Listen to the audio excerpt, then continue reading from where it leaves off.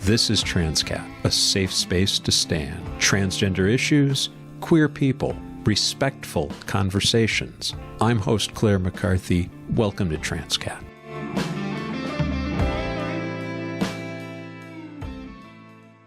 Mel Cordner is the executive director of Q+ Connecticut, which works to uplift and empower queer youth. Rather than me explaining who they are and what they do, let me just read this message, which is at the top of the Q+ website.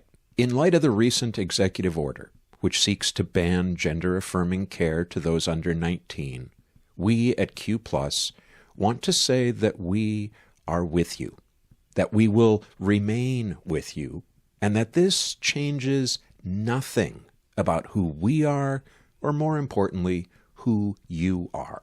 Our programming will continue as usual, going forward, and we encourage anyone struggling right now to reach out for support or resources. Together, we thrive. On a less serious note, I am joined throughout most of today's episode by Transqat Chief Financial Officer Sun. You will see her on my shoulders, on my lap, and smacking me in the face with her tail, which is her way of saying that we are ridiculously over budget. So we have matching cat accessories. You are not going to yak on me. That's got to have to be a rule. Okay. We don't have many rules in this house, but don't yak on the human. You want to get that? That's a good rule. Yeah, generally speaking. Oh. Bye. You want to sit? Okay, we can do that.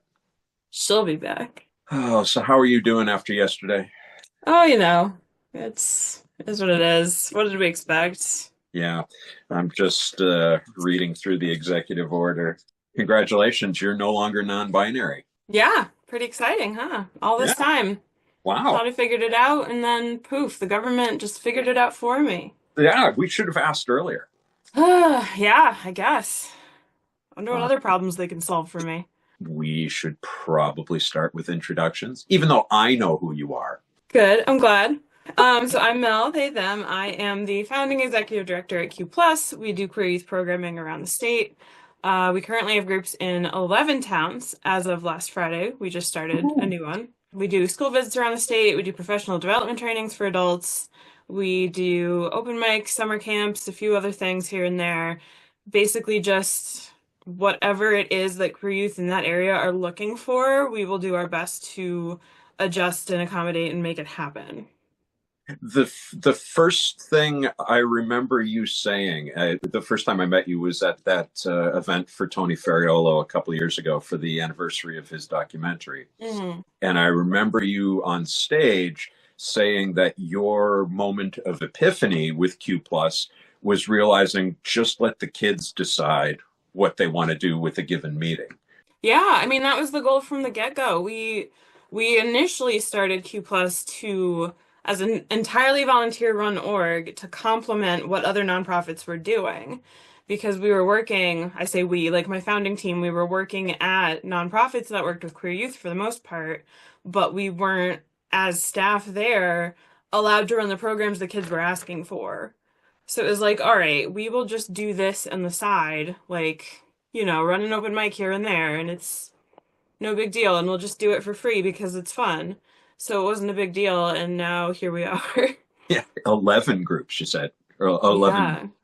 That's amazing. Now, 11 towns. There's technically more groups because we have preteen groups, we have teen groups, we have one young adult group, and we have, I think, 4 parent and caregiver groups. Oh, fantastic. That's so they're in 11 towns. That's a lot of coordinating. It's so much. We run, on average now, we're up to more than one a day. I think we have 39 groups in February. But since then, I've gotten involved and am working with you at one of your newer groups down here in East Haddam, where we're building some momentum. What are you seeing with our group of kids as compared to all this other experience you have? Every group is different. So it depends on kind of the culture of the area, what the needs are, who shows up. It'll change week to week and meeting to meeting. I love our East Haddam group because we get to meet at Wrestling Cats, so we get to hang out with cats, which is obviously the best thing ever. That's my favorite part. But so far East Haddam's been it's been like a laid back, like we hang out, we play games, we draw, we do whatever. Some groups, especially the preteen groups, are like really chaotic and they want to run around and play freeze tag. And we don't really get that vibe too Really? much with this one. It's like a kind of artsy, chilled back group so far. I guess I'm grateful for that. I don't think I'm Yeah. someone who's up for freeze tag, Yeah, especially. it might happen. We'll see. Well, Especially now, when it gets warm, they might actually want to go outside. It might happen. well, we can definitely go out on the deck. But they're all different. Like our West Hartford group is right now anyway, a lot of theater kids. So they do a lot of like improv and things like that. Um, Just, I mean, LGBTQ specific or just sort of yeah, drama exercises? it's not like a formal thing. It's just that's what they tend to be interested in at the moment. Because the group sets the tone. Like, what do y'all want to do next week? Put it on the eval, you know. Yeah. And so far, we've just been like every group will end up kind of self-selecting different activities, and it'll change as the attendance changes. We had been saying we were going to try experimenting with either karaoke or lip syncing or something musical. They had requested a couple of times. So, Hmm. how do you reach out to the kids to get them to an event like this? You know, for example, in East Haddam, we didn't really have any sort of a set network where we could draw on the way you do in Hartford, in New Haven, and even in Middletown, where there's sort of a network of organizations. It was just us and two wrestling cats. Honestly, though, like the network is deceiving because if you're starting a group in a place that already has a queer network, there are already resources, and so the kids might be engaged elsewhere. So Ah, the towns you named, we actually have lower attendance depending, but we tend to have lower attendance in the bigger ones lately and higher attendance in the small town because it's the only option. So kids are more likely to like make it a priority and figure out a ride and that kind of thing because it's like, oh, we only have one queer youth group a month. We'd right. better get to it.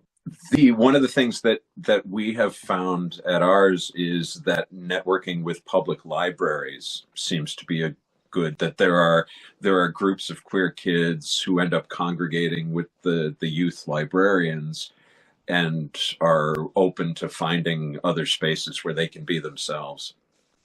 Yeah, for sure. Librarians run the universe. You heard it here first. As well they should. Yeah, but that's a good, yeah.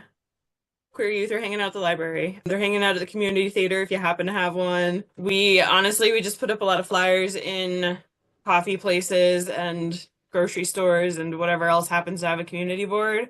And we get a lot of connection that way.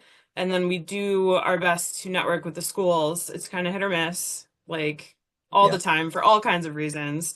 But obviously, that's where most young people are spending a good chunk of their time. So if we can get into the schools and talk to people there, that's a direct line. One of the difficulties of that, and it's only going to be getting worse as we go forward, Mm, is that the line for the right is that we're not reaching out to try to help queer youth and give them a safe space to exist and to be with like-minded folks, but that we are recruiting them, and that going into schools or going into public libraries violates some kind of public trust. Now, I'm saying that as a devil's advocate, obviously, but how do we deal with that? that's the question, right? That's everyone's question, especially this week. And so far, I'm having good luck with don't take the bait and don't give them time of day.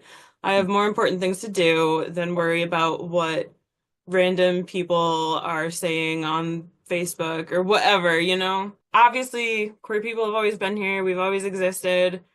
The concept of ostracizing people based on being queer is what's relatively new. Queer people have just been part of the fabric of everything the whole time, forever. Hate to break it to you. So this Is that fear, true? right? I'm putting my hands way up above my hips in surprise. Yeah. Yeah. Hmm. Google it. Check anything. Wait, because I was led to believe that the internet created this phenomenon, Mm-hmm. that people people were looking at glamorous, elegant people like myself and saying, the poor kids are looking at people like me and thinking, wow, I really want to be like that. And then The only way is to transition your whole existence. Yeah, that even straight cis kids would look at a queer elder and think, I'm going to give up everything else and follow a queer path because clearly their lives are wonderful. Wouldn't that be something? Yeah. Even this cat has opinions on this. Yeah, son is not impressed by that at all. It is so often the opposite, where young queer people are growing up without the language and without the connections and feeling different from the people around them, but not knowing why and not being able to articulate why. So that's why it's so important that they do have access to queer adults and they do see queer people living just regular, normal, boring lives. We go to the grocery store, we do our taxes, or we don't, I'm not asking. We own cats, like we do all these boring things. My car battery died this morning. Like, it doesn't happen differently just because I'm queer, turns out. The way that the right is framing queer as being a problem and scary and an adult-only concept and all these other things, whatever it is they're saying this week, young people growing up hearing that and not seeing queer adult role models means that they don't see themselves in the future, and they have difficulty imagining their own future if they've never seen an adult like them. Because what's going to happen to them? Why are there no queer adults? Where are they going to be by the time all these other kids are adults? Like, it's not a good message. So trying to quiet or closet queer people, trying to prevent queer people from being in contact with queer youth is really harming those kids. Self-harm rates are high, suicide rates are high, et cetera, et cetera. We could go down that rabbit hole conversation all day if we want. But a lot of that is that kids are not seeing an alternative. And so connecting to their community and to other kids with similar identities or who have at least thought about these things is genuinely life-saving work and a life-saving community safety net. And especially now, the rhetoric, it's been a day and the rhetoric and nonsense is already so bad. It's very important now more than ever not to get pushed back by all that nonsense and not to let that slow us down or quiet us down. Because if we're quiet, the kids who haven't heard of us yet won't. And so they're going to grow up the way we did, of not having a lot of connection. That's really where the queer elders need to be on the line, because the right's target is queer youth.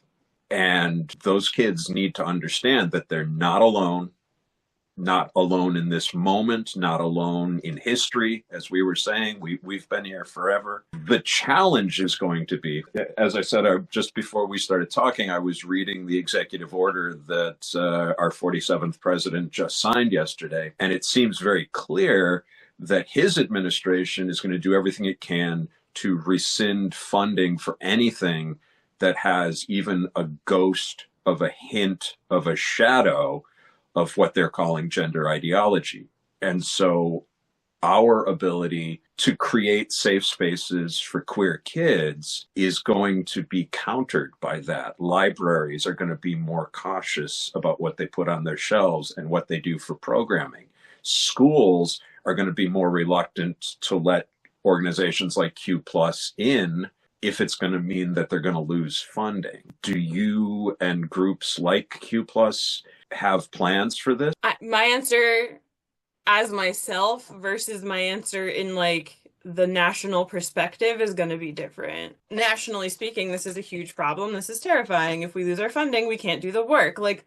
That's a problem, obviously. And then we have staff who rely on this. We have kids who rely on this. There's a lot of worry. There's a lot of fear. In a more personal level, and I have to acknowledge the privilege that I have of being in Connecticut and of having the unique kind of career history that I have, where I have the nonprofit experience, and I started Q Plus from scratch, and I had very awesome connections who had very awesome resources. That's what enabled us to start.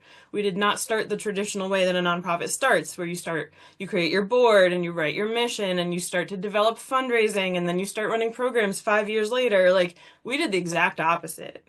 We started running programs before we had any funding, anything. Tell me about how that came to be. Perfect storm of nonsense, you know.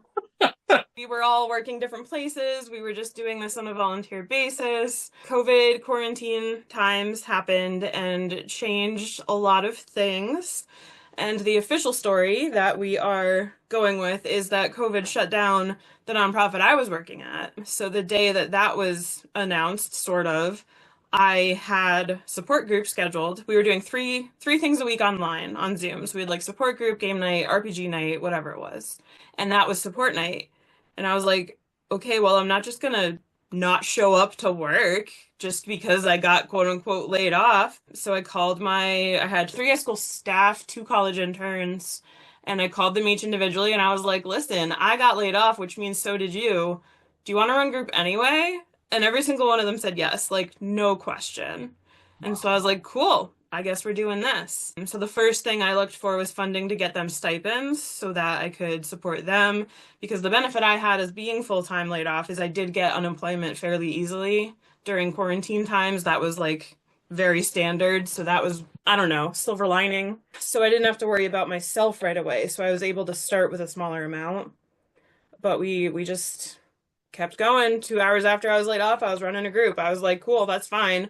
Not the kids' fault. I'm not punishing the kids for this. And we just kept going.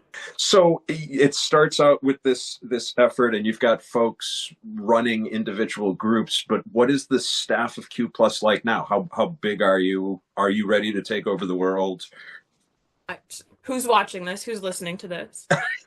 That will affect my answer. Well, first of all, son is right. Yeah, which is probably on par with me for world domination plans. Like Cats and I get along. I'm just saying. We started from that. That was, I don't know, to circle that back, but that's why I'm like, you know what? Like, sure, go ahead, try and take my funding. Watch what happens. I'm doing this anyway. Like, what are you gonna do? This is not a challenge. I do not actually want them to come for me. But, you know, I'm like, yeah, shit might hit the fan. Can I swear on this? I just did. Sure. Cool. Shit might hit the fan. But it has before and it will again. And if I have to get really creative and like lean really hard on my community, then I will, and I can, and I know I can because I've done it before. And I think that's a huge thing for queer people. Not unique to queer people, but the queer community is pretty unique in how far we will go from one another, even if we're like, we don't know each other or don't like each other, or we're like, personally, we're in a fight, but publicly, if you lose your housing, you're sleeping on my couch, that's that. It's a really cool thing in the community. So leaning on that will get us through this, is what I'm saying. And I forget what your actual question was now. No, but that's a good point, is that we have, not only have queer people been around forever, but the reason we've survived is because of community, because we take care of each other. And this is just the latest chapter in a long and shitty story. That's, you know, but so we're ready for it. So you create these safe spaces for queer youth, but I also wanted to ask you about the trainings. You do trainings for groups for adults, but you also have been known to step into, say, school districts when there's a moment of, I don't know, crisis, or when a queer-related incident is handled poorly. I want to do more of that, and it's going to be more of a challenge in the next few years, I think. But we have to be invited in. So typically, and we have to have like an adult invite us in, because legality and liability and such. And if a like high school freshman says, hey, Mel, come to my school, I promise it'll be fine. But I don't have the teacher to say that also. Yeah. So because of that, we hear a lot of stories from the youth, but we don't always get to do the follow-up that we want. So ideally, we will hear from the youth. That person will put us in contact with one of the adults at the school who will get us in as like a guest speaker to their class or their club or whatever it is.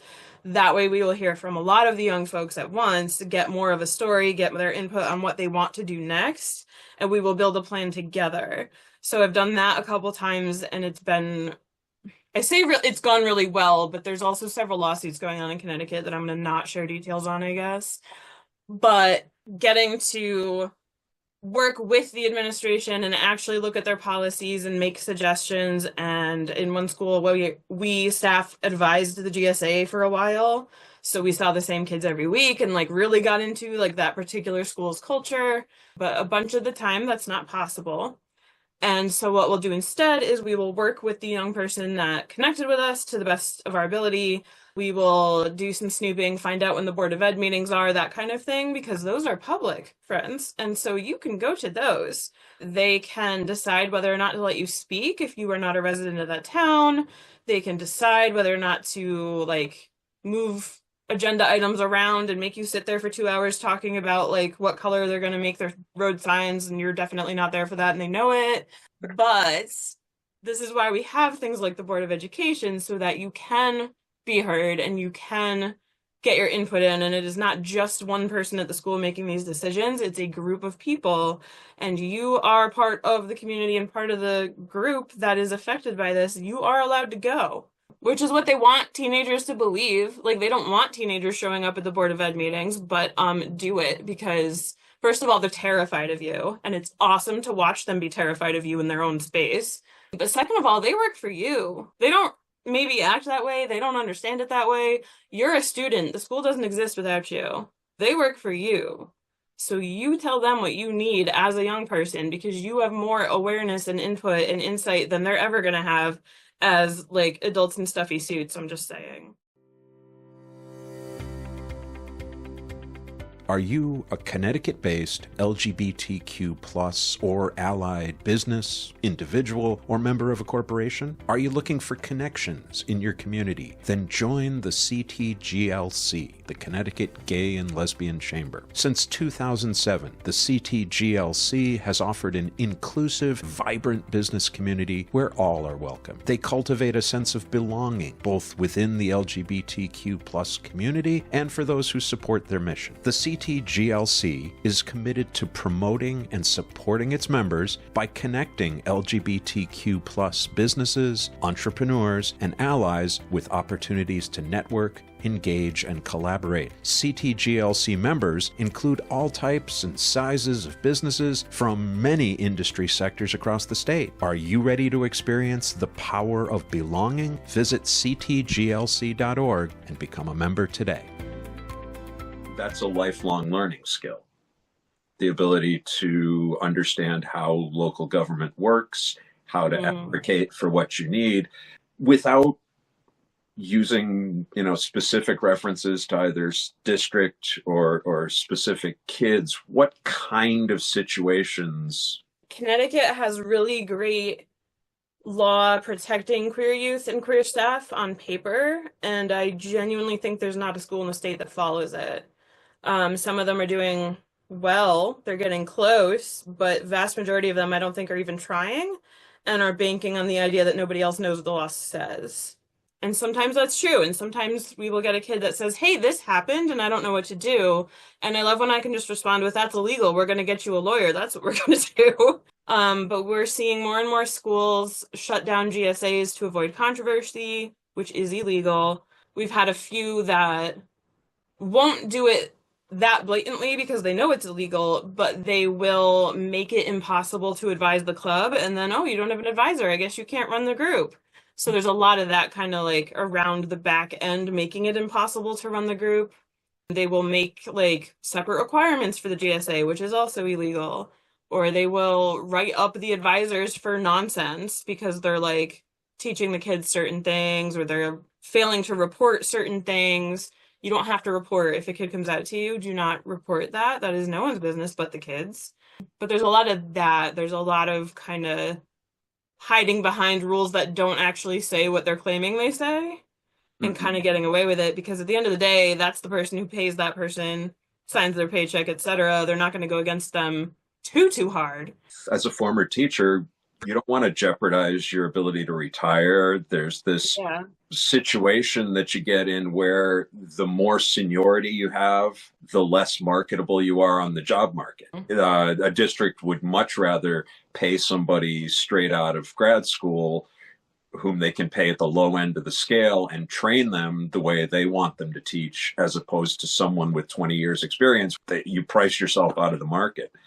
I've seen what you were describing. Pretty much every year, the administration redoes what they're going to pay for stipends for clubs and sports, and that's a time honored tactic. So $1,500 to the football coach, 500 to the leader of student government. You, teacher and potential advisor, you're more than welcome to be the advisor, but you're not going to get paid. And you have to buy the snacks and the materials on top of already doing all of that for your classroom all day long already, because we're already so severely underfunding everything when it comes to education and youth and schools and everything else.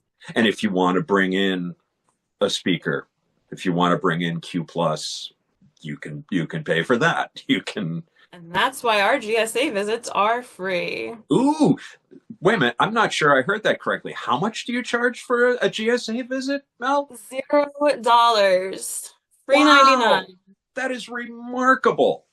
We'll come to your student group and chat with your youth group or GSA group. Sometimes we show up and we play bingo and that's it. Sometimes we have really, really deep, involved conversations about identity and like the media. Sometimes we show up and we're like, hey, is your school on fire? Metaphorically. Like, what's going on? Do you have stuff going on? And they'll just start telling us things, and we'll just start kind of like, okay, well, here's the law you need for this. Here's the law you need for that. I talk like a lawyer. I'm not. Like, I know very specific laws. They're just the ones that schools are breaking all the time.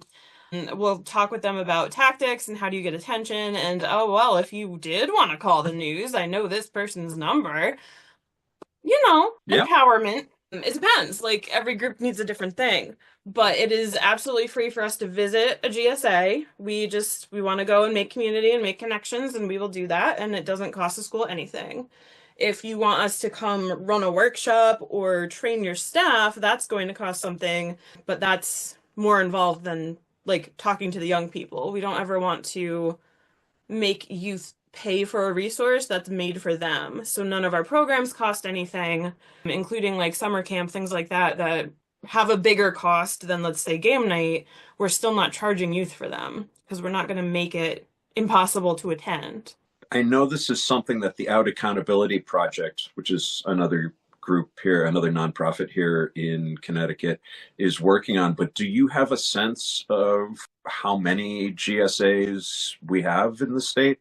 I don't know. I don't want to give a number and be very wrong. I'm very bad at math. There are a lot. We have a running list. It's got a few hundred schools on it at least. There are like 169 towns. There are supposed to be that many school districts, but a lot of those districts have like 3, 4, 5, 6 different schools. Sometimes the high school has one, but not the middle school. Sometimes the high school and middle school have one, but not the elementary school.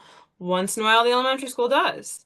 It's such a wide range. It's so varied, even just across this one little state. And I'm looking forward to having follow-up conversations with Out Accountability Project when they get their index together. Here are the number of schools that don't have this. It's tough too because they might have it and just not call it a GSA.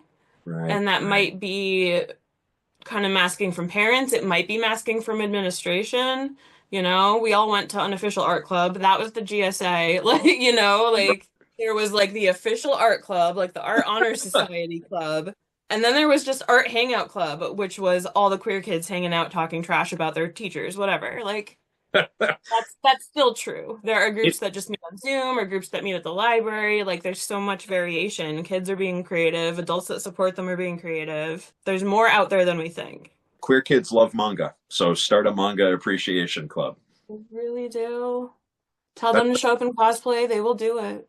That's going to be the next big hashtag. Is hashtag queer kids love manga. That's it. Yeah, you started it. So we are on the cusp, my friend. Mm-hmm. Trendsetters. When you walk into those spaces as a non-binary adult, as somebody who uses they, them pronouns, what sort of a reaction do you get from the kids? Are they curious? Are they inquisitive? I feel like the answer to every question you're going to ask me is it depends, but it does. Okay. If I'm going to a GSA visit, they already know I'm going to be there most of the time and they're excited about it. And then I walk in looking like this with rainbow hair and tattoo sleeves, and they're so ready. They're like, "Oh, you are not gonna tell us that we're not allowed to be loud." Like, no, I'm not. All Nope. right. So that helps a lot to like make the initial conversation happen faster and less awkwardly than if you walk in there and they're not really sure if you're queer or not, or if you're cool or not. I'm like, I am exactly those things. I am nothing else. I have no social life. I am not cool in any other way, but I create queer chaos and I support you doing it to get your rights. So that's where we can line up. I will make sure that in the intro to this episode, I mention that you are both queer and cool. Thank you. Yeah. That's the goal. It's important to I people. need everyone to know that. Yeah, at the outset. One of the things that it is something of a stereotype, but it is a stereotype that has some basis in reality, is the intersection of gender identity, gender expansive identity, let's say, and neurodiversity in terms of how we provide the services that our queer kids need. How do we weigh that into the equation? Aggressively. We weigh that in, which you know because you did a training You with made us. me So spit coffee out of my mouth, Mel. right on the cat, who was not affected or interested at all. Yeah. No. I'm not saying the Venn diagram's a circle, but it's kind of close to one between queer people and neurodivergent people. There's a lot of debate, there's a lot of whatever. I'm not here to like prove or disprove anything, just anecdotally, there's a lot of overlap. So we take that into account for all our groups. We do a lot of written instruction, even for staff, we take this into account. So we write up a lot of instruction. We don't just hand it off verbally and hope they remember. We have the same ground rules for pretty much every group every time, and we repeat them every time so that we can kind of make sure that everyone's on the same page about it. Can we do that now? Because we've had maybe a dozen meetings of this new group. So I have sat in on that.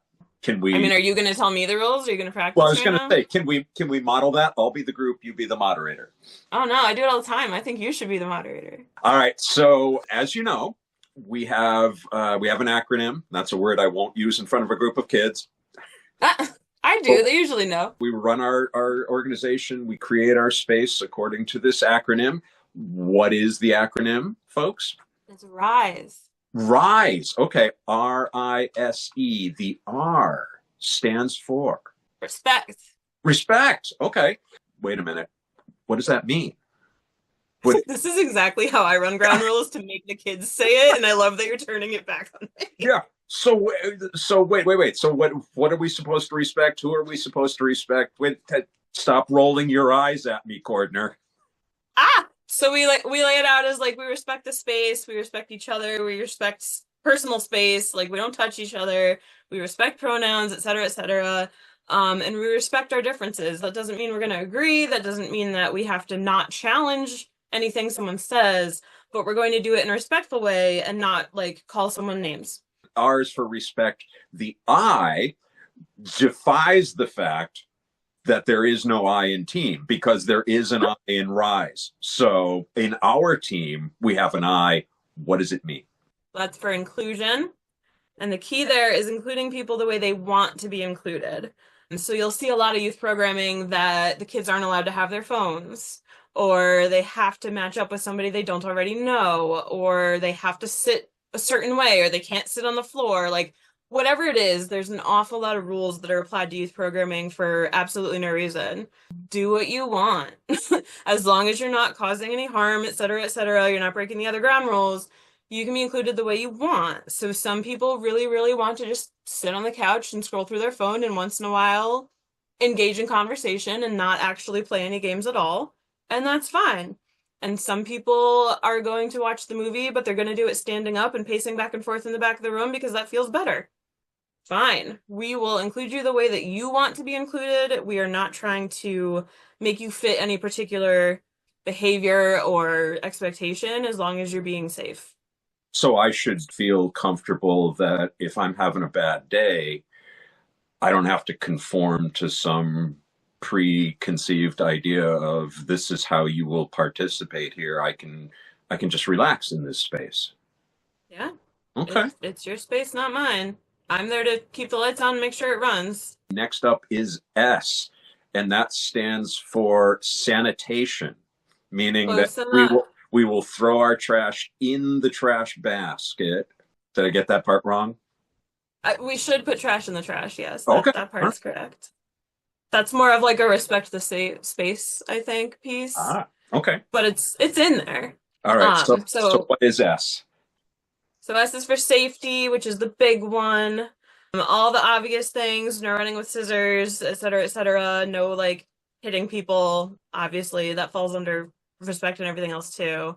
But this is also where we take the time to lay out kind of like mental and emotional safety and support and what that means. So we are mandated reporters. We all have big feelings about it, but legally we have to be. So we lay out what that means. We lay out what to expect if we hear anything that makes us think that someone's going to harm themselves or somebody else, because we want kids to informed consent, basically, is why. We make sure that they know what's going to happen and what to expect and what not. We make sure they know that we can give them resources about a general topic without having to report anything. And that way we get information to them, but they get to kind of decide whether or not they're actually asking us for help. If they cross that line and they do tell us, then we do move forward. We have to do what we have to do, but we do it in a way that's as respectful of their autonomy as possible because we laid it out first what would happen. So that's like the big piece for safety, but then obviously all the other stuff, we do collect emergency contact info just in case.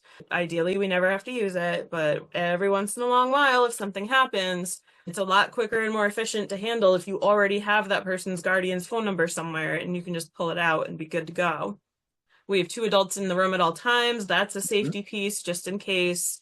Like if anything happens and one adult has to like leave the room with a kid, that way you still have everybody covered. Things like that. We put in place what we can to make the experience as safe as possible, etc. And I don't tell them that whole entire thing during ground rules because they don't care.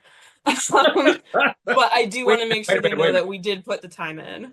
Teens don't care about rules?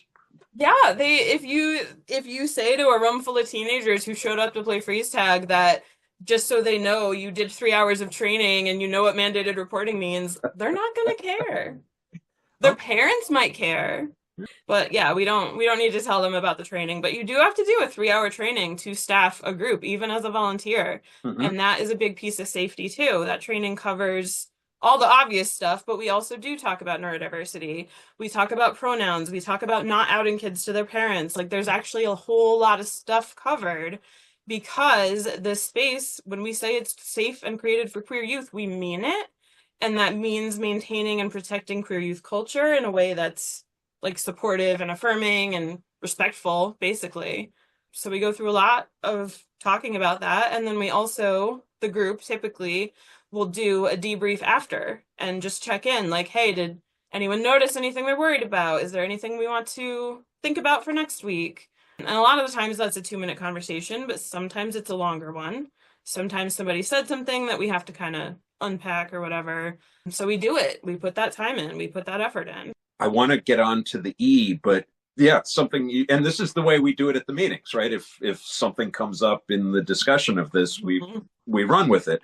It is not uncommon for a kid in our safe space not to be out at home, and that creates a degree of tension, not necessarily for us, but the kid is then put in a space where they might be afraid that someone will misspeak. Maybe they told their parents, I'm going to the manga appreciation group meeting at Two Rafts Which is Cats. Not technically a lie, because No. it's that too. Yeah.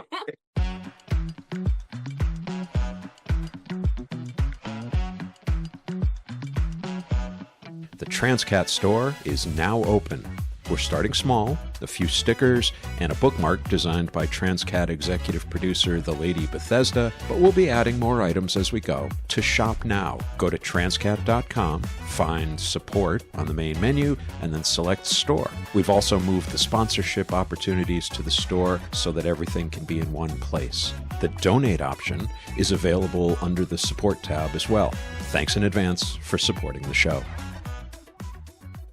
that is a very delicate situation. And as a teacher who was the advisor of a GSA in several districts, that's something that I was very, very aware of, and frankly terrified that I would misstep, misspeak.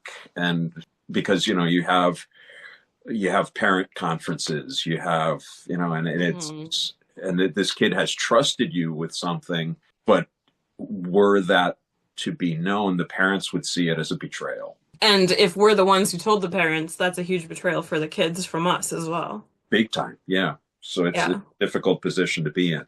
So I was just going to share that is all, and but that is also something that we take into account for staff training and how we manage the groups. So when we take emergency contact info, it says on the top, what is your name and pronoun at Q+, but then it says, what is your name and pronoun at home? And we will use those when we call home, obviously. Like, we're not here to out kids. But we will call and say we're calling from youth group at, and give the venue. It's the YMCA youth group. It's the library youth group, whatever it is. It's up to the kids to share what that topic is. But so far, no parent has been like, what kind of youth group? Are you teaching that pronoun thing? Are you reading those manga things? Like, none of that's happened yet. Manga, we'll that's the real problem. It's not us gender expansive people. It's manga. There you go. Anime. It's the problem. Damn, but we'll make sure not to casually be like, hello, your lesbian daughter's here and you need to come pick her up because she fainted. Like, we're not gonna do that. That's good. That's good to know that you're gonna say that. Yeah. I did not come up with the name tag gremlin, but I love it, so I give it credit everywhere. When the kids leave, a lot of the groups, they have selected one kid to be the name tag gremlin, and that person takes everybody's name tag, and that way no one leaves the room with a name tag that might be outing them by accident. Oh, fantastic. Yeah. I don't think we've done that in Haddam, because a lot of the kids come from the same group, and like they already know, and they're there as a unit for the most part, but when we have kids that aren't there as part of that core group, we should try and remember to do that. Respectful, inclusive. Yeah, and it's a way to kind of gently transition them back to like, hey, you're going back into the outside world now, y'all. Like, you need to kind of get back into that mindset. RIS, that leaves E. So the E is for empowerment, which sort of ties into the name tag thing. Like, that was a youth idea. And it's powerful for them to be like, I'm the one who's reminding everyone else. I'm keeping my group safe. Like, it's a silly example, but it genuinely is about keeping each other safe.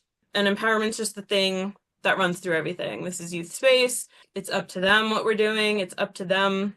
Like, even where we go to towns that young people are looking for support. There's a certain component of like, we need a venue, and that is going to be restricted town to town, like what's available.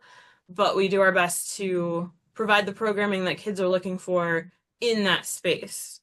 Sorry, cat distracted. I don't understand what that's like. Sorry. I have no idea what you're talking about. Oh, okay.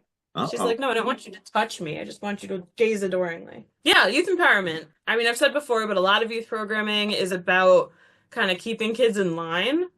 And we're definitely about empowering youth to question the world around them, to identify and explore what their interests are, what skills they either have or like would like to improve on. Like, it depends. We do a lot of leadership development training stuff, programming, advocacy programs, open mic. We're, kind of the opposite of children should be seen and not heard, right? Like, we want young people to be seen and heard in the way that they want.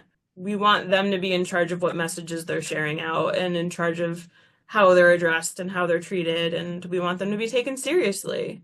I don't think it's logical that a lot of people want to raise their children to not ask questions and to not question authority.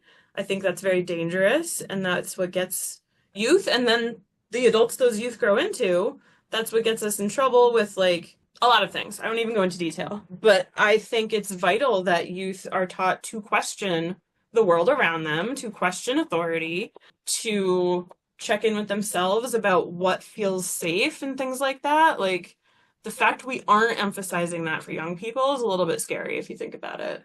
Well, again, to speak to a lifelong learning thing, blind faith in your government, in your church, in anything will get you killed. You need to be able to question authority and listen to the response. And how do you do that in a respectful and safe way? Like critical thinking. How do you know where the line is and when you have to just comply to be safe and then do what you have to do in a follow-up versus when you can kind of stand in defiance? Yeah, important skills and skills that are very much in line with it feels strange that they still call it this, but 21st century learning skills in education, because we're a quarter of the way through the century. Maybe we should be thinking about 22nd century skills. So far away. But those sorts of things of communication, collaboration. But skills like that, so communication, critical thinking, problem solving, collaborating, these are skills that, first of all, we're not teaching youth, period, in a way that we should be. Like schools are not emphasizing this the way that they could be. But secondly, those are skills that actually queer youth can have an especially tough time with, because when you are a young queer person surrounded by people who are not queer, and you have that kind of internal voice saying, why am I different? What is something wrong with me? Is it bad that I'm different? You will be growing up in kind of a fight or flight kind of mode. You will constantly be trying to figure out who's an ally, who can you trust, who's going to get you in trouble. Like, am I safe to share, whatever, my pronouns? Is it safe to tell this person I'm attracted to them, or are they going to get violent about it? Like, that's scary stuff. So as young people dealing with all of that, we are developing like skills that focus on keeping us safe. So like hypervigilant observation skills, things like that. Young people who are queer identified tend to be really, really good at and have really strong skills there, but they aren't getting the experience of literally just hanging out with other kids. And so they aren't building communication skills and like social group building and community building skills the same way that like cisgender heterosexual kids are doing it. And you see like pros and cons to that. Like we were talking earlier about how the queer community is genuinely different. Like it's genuinely like a stronger, like more closer knit with strangers, and we're more giving to each other, even if we don't actually like each other on a one-to-one level. And I think that's part of that's like queer culture that we build based on the skills we build when we're young. But we would also like queer youth to develop the same skills that their peers are developing. So all of that long rant to say, that's part of why safe space for queer youth is so important, because they can, in fact, just sit there and play Jenga and like learn how to navigate building something together, or learn how to navigate, like, I don't know, fighting over who knocked over the tower, whatever it is. Jenga is maybe not the best example. But kids don't get to do that if when they do that at like school, they're surrounded by kids who bully them based on their pronouns or their haircut. There's a point to all of this. It's not just about having fun. It is legitimately about like skill building and advocacy training and all these other things. In terms of creating that kind of a space, dealing with teens, self-expression is not always as neat and tidy as it might be in an adult group. And so sometimes the conversation goes beyond maybe where it's productive. And should our conversation, Mel, venture into that territory, what's the acronym I should use? There you go. Yeah, you like how I got there? That was good. See, we get it back. So we have 2 conversation guidelines. And the acronym to use if you're kind of going into conversation topics that maybe are not safe or appropriate for the space is ELMA, which stands for Enough, Let's Move On. You can also use that to politely tell me to stop talking about my cat, because I will do that for the whole entire group otherwise. And we use that just so that it's a shortcut and nobody has to sit in their seat going, oh, wow, this conversation is making me really uncomfortable. How do I say that out loud? Here's the thing you say it everywhere. Every staff member, every volunteer knows it. Exactly. Perfect. And then we use ouch oops as well, just another shortcut to identify words that are maybe harmful. Got it. So if someone uses a word that has like a racist history, let's say, because we all use words that have really awful history. Like if you ever go down that Wikipedia rabbit hole, there are a lot of words we should not be using. So to call attention to that without going, oh no, how do I do this? The word ouch is just like, hey, that's harmful. We can have a conversation about it or not, depending on the situation. The other person just says oops to acknowledge that they heard the person who said ouch.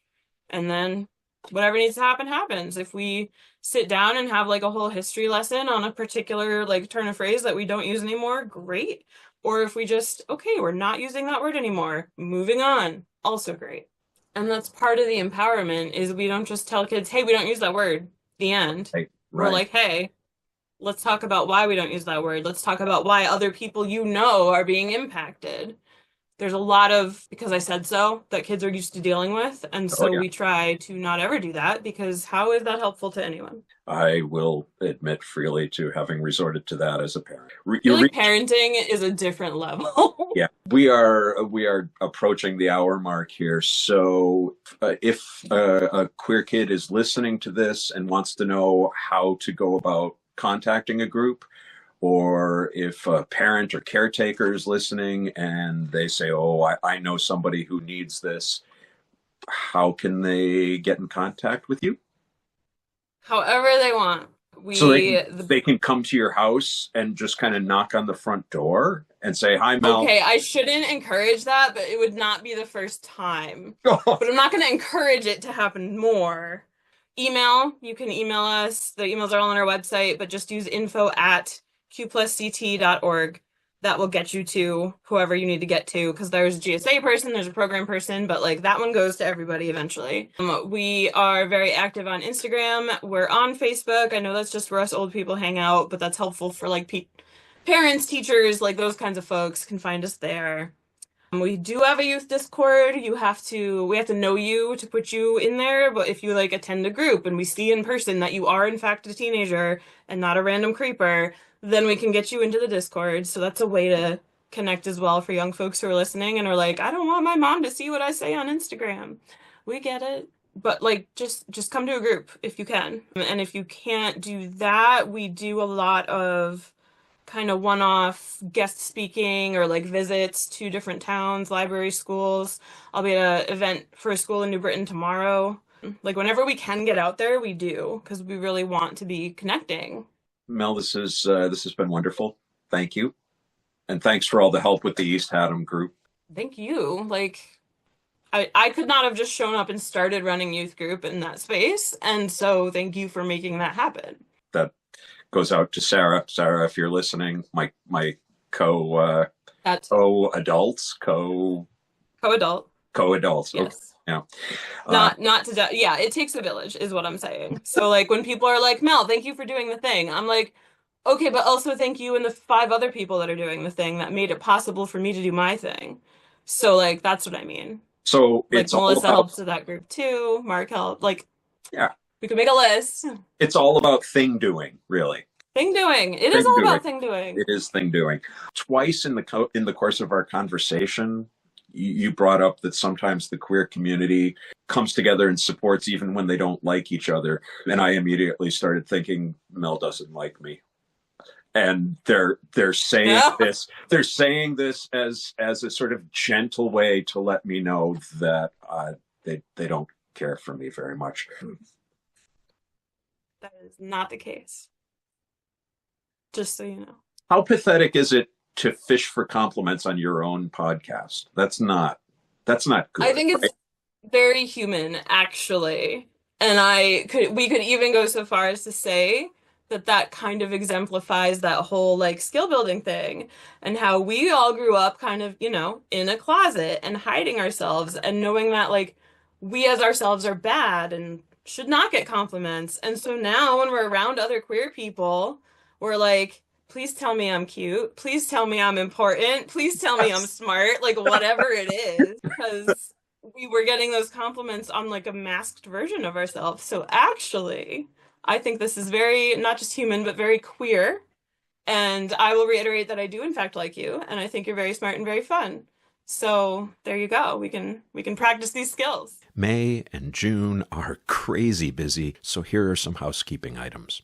May 16th is Prism Counseling's Big Gay Cabaret fundraiser, at which I'll be serving as auctioneer. Details at prismcounselingct.com. Kim and Claire's Sex Trivia Caravan, that's not the official title, rolls on into Chester, Connecticut. at Sam Avery's studio on May 23rd. I'll be hosting Queer History Trivia at the Milford Public Library on May 29th. Register at Milford, MILFORD -PL.libcal, LIBCAL.com. Nothing complicated about that URL at all. The last 5 episodes of this season, that's episodes 89 through 93, are going to be a collaboration with Middletown Pride. They'll appear here in full at Transqat, wherever you normally listen, but they'll also be airing on WESU 88.1 FM in Middletown. And they'll be hosted on the Middletown Pride website, so please join us for those special episodes. Speaking of Pride, 'tis the season. Look for the Transqat tent at the following places. Hampshire Pride on May 3rd. Well, actually, that will have passed by the time this airs. Sorry. Middletown Pride on June 7th. North Haven on the 14th. North Adams, Massachusetts on the 20th, and Holyoke, Massachusetts on the 21st. Springfield Pride, a shout out to you. I'm not sure why you don't return phone calls or emails. I hope everybody up there is alive and well in the home of Dr. Seuss and the Basketball Hall of Fame. This has been Transqat. I am Claire McCarthy. Thank you for listening. Let's talk soon. This is Sadie McCarthy. I'm Claire's niece. And you've just been listening to Transqat. It is made by one of my favorite people in the world, Claire McCarthy. Transqat is a production of Transqat Enterprises, LLC. Copyright 2023, all rights reserved. Join us on the web at transqat.com. That's TRANSQAT.com. QAT.com. QAT.com. There you'll find links to Transqat, the blog, writing projects, speaking engagements, and our PayPal donations page. Please consider supporting our mission with your monkeys. Your monies. Your monies. Not monkeys. Please consider supporting our mission with your monies. Any monkeys will be gratefully received as well. Follow Transqat on Instagram, Facebook, Twitter, and YouTube. On TikTok, we are at The Real Transqat. Want to tell your story on air? Or ask Claire a question? What is the deal? She has all the answers. Or suggest a guest or topic for an upcoming episode. Use the contact page at the website or email her directly at crmtranscat@gmail.com. crmtranscat@gmail.com. And thanks for listening. Thanks for listening. Thanks for listening. Thank you for listening. Thanks for listening. Thanks for listening. Bye.